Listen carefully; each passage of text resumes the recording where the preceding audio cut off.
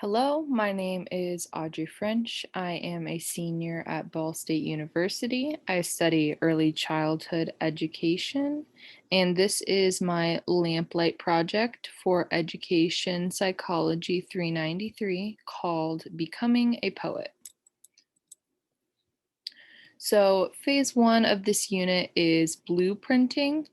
This unit has been created for third grade students developing language arts skills. They're going to learn how to write three different kinds of poetry: acrostic, concrete, and rhyming, and also use those types of poetry as tools for self expression and develop skills in public speaking through practice, reflection, and goal setting.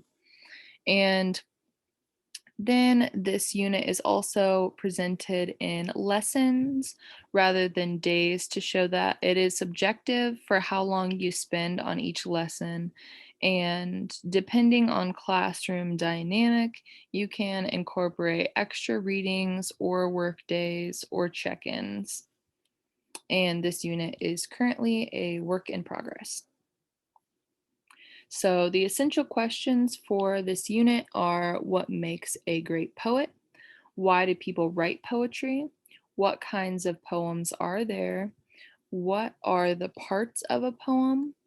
And do poems always have to rhyme?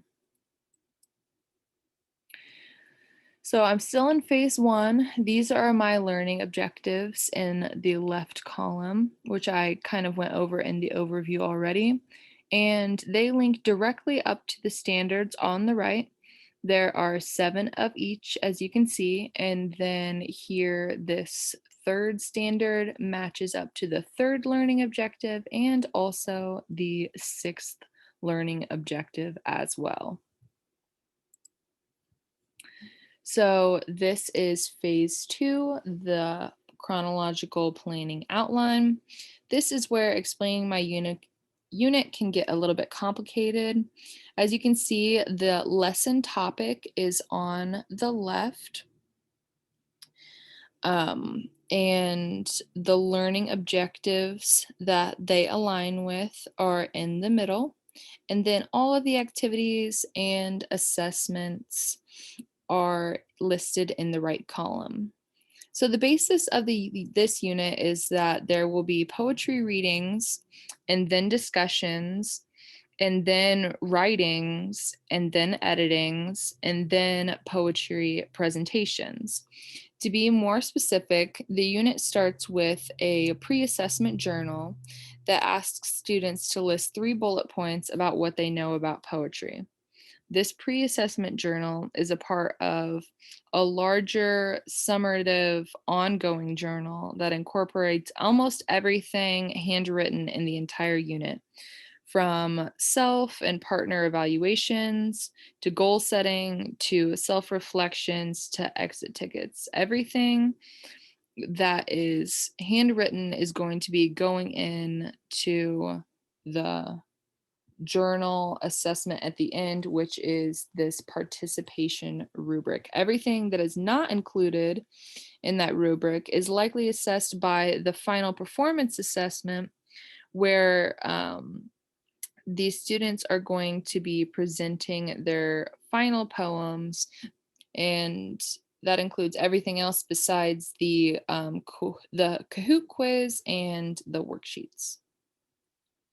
So you'll be able to see this better in the alignment matrix here. It has the objectives in the left column, all 7, and then the standards that they match with in the next column, and then the formative assessment, and finally the summative assessment. And everything in this unit, as you can see in the summative assessment column, is evaluated by the journal or the performance assessment at the very end. Okay, so phase 3 is connecting to a learning theory. I chose creativity. So our textbook defines creativity as imaginative, original thinking, or problem solving, which includes 2 elements: novelty, originality, and high quality, effectiveness, and usefulness. So, in my unit, students will be practicing creativity by continuously expressing their imaginations through creating artistic content. Poetry is an art form in itself, which requires the author to express emotions and creativity in order to produce an effective, high quality product. So, they're going to be engaged with creativity constantly. So my motivation theory, I chose the social cognitive theory, which our textbook describes as a dynamic system that explains human adaptation, learning, and motivation. It addresses how people develop socially, emotionally, cognitively, and behaviorally, and how people regulate their own lives and what motivates them. So, my unit demonstrates the social cognitive theory because students are practicing motivation through self efficacy. They're obtaining a sense of confidence through watching their peers model behavior for them and then practicing on their own. They're getting continuous support and feedback from one another and even from their family at one point, and then they're also practicing goal setting and practicing the content that they're working on and becoming well acquainted with it and building their confidence in that. Final or in phase 4, I have my LMS, which I chose Google Classroom. This is an example of what my classroom looks like. I have the link here on the left and the class code also. So I set this up for teacher and parent engagement primarily because of um, the rubrics and the language included in this. It could be, I think, pretty easily converted into student engagement also, but that's just not what I wanted to do with this. So the pros and cons, I did a little bit of research on my own and found that Google Classroom is pretty easy to work for someone who's not very tech savvy like myself. So that's why I chose it.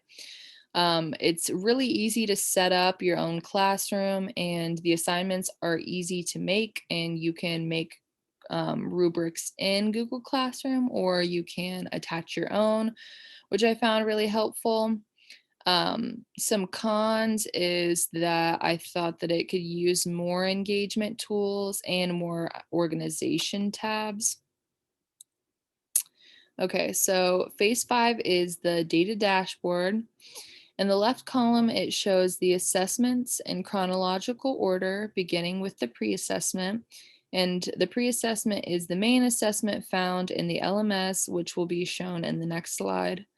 The next column is the method that the students are exposed to the assessment, which, as you can see, most are on paper through our ongoing journal, and then some are face to face. The next column is the scoring or grade book status, which, as you can tell, is mostly observational and participation. And many of um, the assessments will be graded in the final participation rubric in lesson 20. Um, the final column represents the data view, which most of these are to be determined because of the unit being in progress, but almost every assessment is already completed in my document. So if you would like to see them, you can look for them there. So this is an example of the pre-assessment journal in my LMS, where students complete 3 bullet points to begin with, and then it becomes part of the ongoing journal where students are required to have 10 bullet points. And you can see in this rubric here, this is when this pre-assessment journal will be graded at the end in lesson 20 in the journal participation rubric in by participation. So finally, I have phase 6. Um, so the in-task standards that matched with my unit were assessment, which I think is for very obvious reasons, and then standard 10, leadership and collaboration. Um, Students are constantly collaborating with their peers throughout this, getting feedback, setting goals, pushing each other, and taking leadership of their own learning. And then I have the changes. So, some things that I might change about this rubric if actually, or this unit, my bad, if incorporating it in my classroom is editing the rubrics. I like how most of them are participation based, but since there's a lot of wiggle room and this isn't completely finished, I think that would probably be something I would go back and do. And also incorporating more time, maybe more readings, more reflection, more work days, any of those. Finally, I learned the importance of assessment validity and reliability, being able to back up what you want to teach with evidence of learning objectives and standards. I also learned the difference between formative and summative assessments and the importance of them. And last but not least, I learned how important preparation and planning are going to be and how likely I will be spending every summer for the rest of my career planning assessments, which I kind of expected, but I thought that this was a really good, it really shed light on that for me. So that's all I have. Thank you. I hope that you enjoyed my lamplight project, and all additional information can be found in my document.